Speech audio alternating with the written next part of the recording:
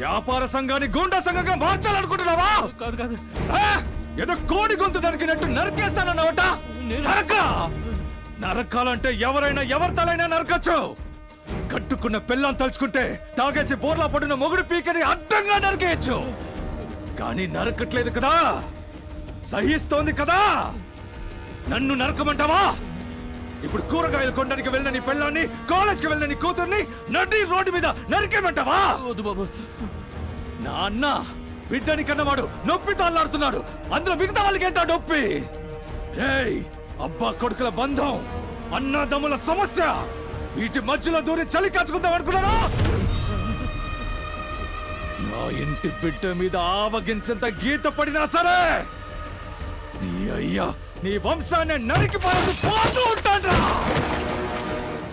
ముసల్నా